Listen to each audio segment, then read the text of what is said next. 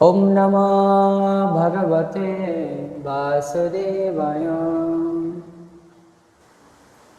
So today we are going to summarize this wonderful Bhagavad Gita, especially this first chapter, which is entitled by the Observing the Armies on the Battlefield of Kurukshetra.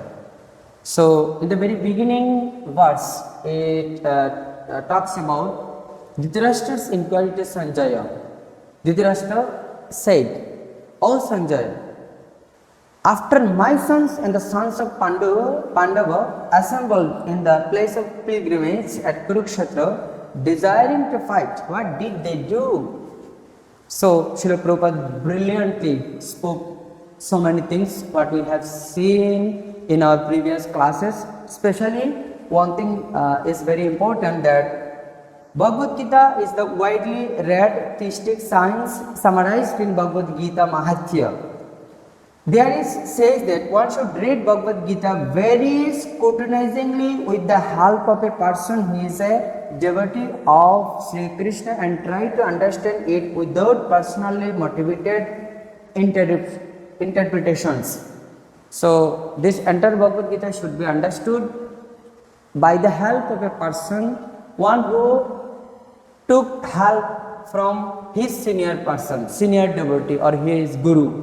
So in this way, by the mercy of Srila Prabhupada, in ISKCON we are trying our best to understand Bhagavad Gita through in the line of disciplic succession.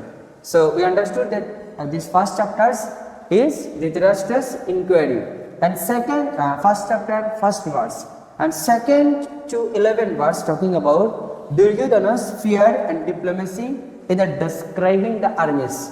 So complete this section is talking about Duryodhana, who is a diplomatic person. Nothing he sees from the devotional point of view.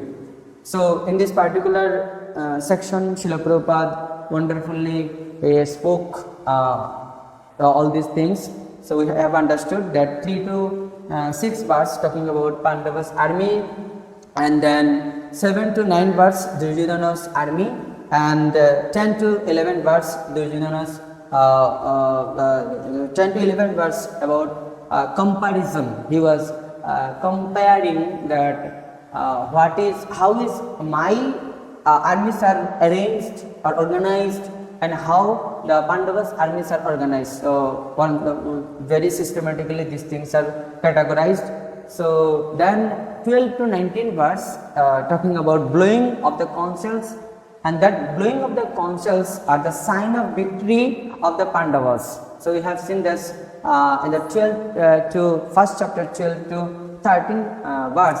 It is talking about then Bhishmadev blew his conch, and then Lord Krishna and Arjuna, they particularly they were also blowing their conch. The name of conchs are also mentioned in Bhagavad Gita 15 and 16 verse.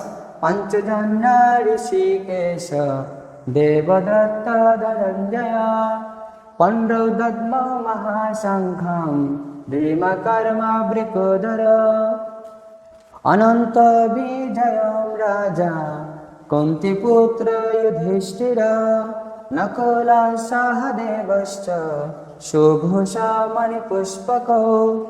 So Rishikesh, Lord Krishna, who is called Rishikesh, who is the master of the senses, Rishikesh blew Panchajanya conch, and then Dhananjaya,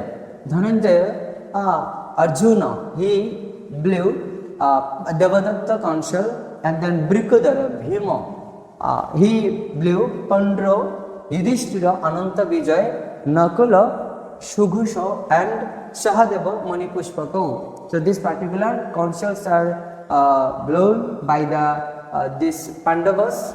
That is the sign of victory, that Pandavas will get victory in the battle of Kurukshetra.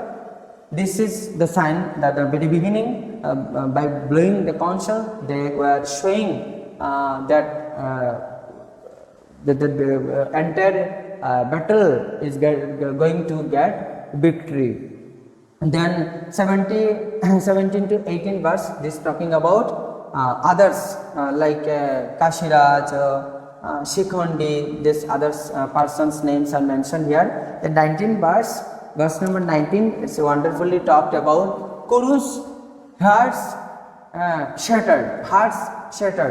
So by hearing the sound or transcendental sound vibration of conscience blown by the particular persons, including the Supreme Personality of Godhead Sri Krishna, all the Kurus like Duryodhana and all the peoples, those who are in the side of Kuru, their heart got shattered. So now 27 verse talking about Arjuna observes the armies. So till now Duryodhana observes armies and everything. So now 20 to 27 verse talking about Arjuna observes the armies. So very wonderfully, like verse number 20, Arjuna took up his bow. Verse number 21 to 23, Arjuna said to Krishna, and 24 to 25, Lord Rishikesha then drew the chariot. 26 to 27, Arjuna sees all kinds of relatives, and then Krishna has put Arjuna under illusion. So Prabhupada wonderfully said that being the merciful Lord of all beings, Krishna desired to deliver the universe through instructions to his dear associate Arjuna.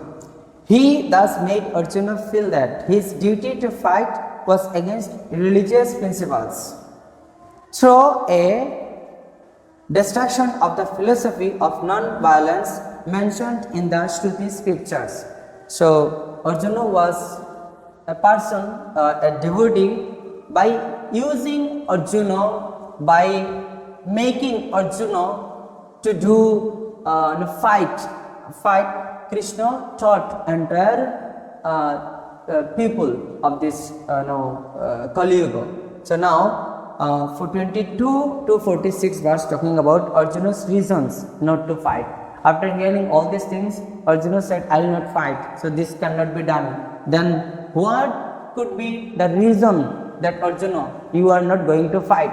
Then it is mentioned in this particular chapter, and Krishna gave solution. Krishna gave him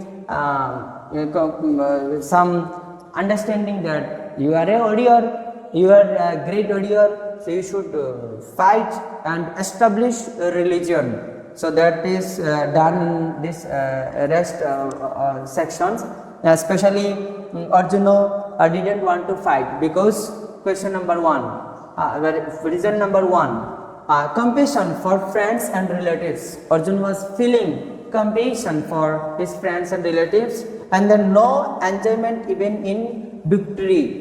Arjuna thought that if I get victory, no one will see that I am such a great person. I am a king, but that will not be seen by anyone.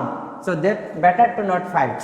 Then fear of sinful reactions. Arjuna thought, if I kill all the people, then entire kingdom will be shunya.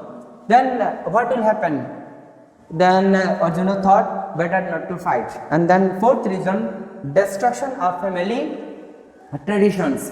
If I kill all the people, then their wife, especially male people, their wife will be widow.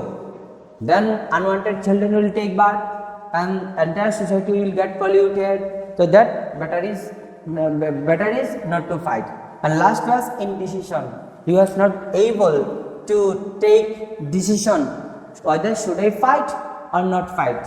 That dilemma, duality was were working in the mind of Arjuna. So these things are very wonderfully talked about in this rest sections, especially in this particular chapter, first chapter.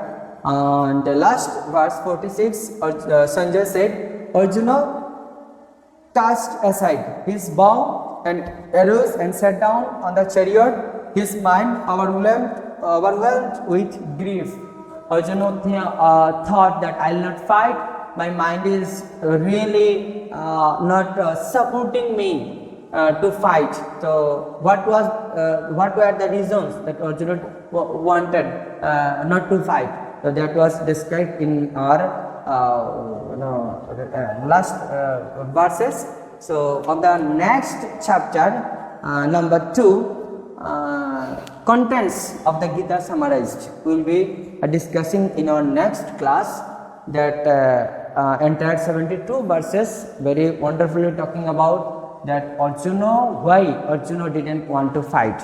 So that will be discussed in our next class. Thank you all very much. Hare Krishna.